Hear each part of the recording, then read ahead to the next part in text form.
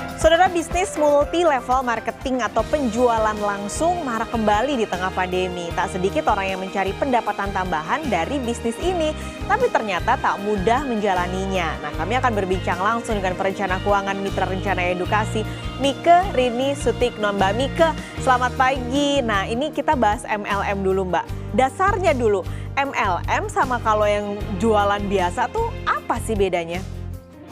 Hai, selamat pagi juga Pak Kalis. Jadi MLM dengan jualan biasa ya beda ya. Kalau MLM itu kita memang tidak hanya mengandalkan penjualan kita aja gitu. Jadi kalau kita bisnis mau jualan, kita yang jualin terus langsung kepada calon pelanggan kita ya.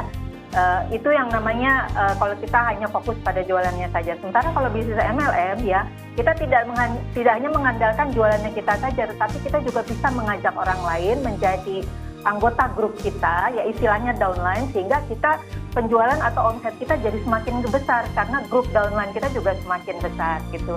Dan kalau di multi level marketing atau MLM itu sudah lengkap dengan sistem distribusinya, kemudian juga dengan support administratifnya, kemudian juga biasanya ada support untuk pelatihan kita sebagai agen penjualnya untuk lebih meningkatkan skill, misalnya skill salesnya kita, dan berbagai soft skill kita lainnya, sehingga kita bisa jauh lebih sukses berjualan dengan sistem MLM dibandingkan kalau kita hanya mengandalkan dari penjualan pribadi kita.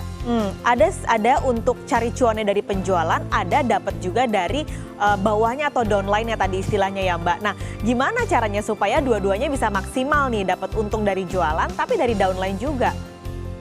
Ya, karena itu biasanya MLM itu tidak hanya disebut bisnis yang sekedar aktivitasnya jualan, tetapi lebih kepada bagaimana kita bisa mengembangkan sebenarnya organisasi bisnisnya kita. Jadi lebih kepada people ya, atau orangnya. Nah, di sini memang membutuhkan keterampilan kita untuk memiliki soft skill komunikasi yang baik gitu.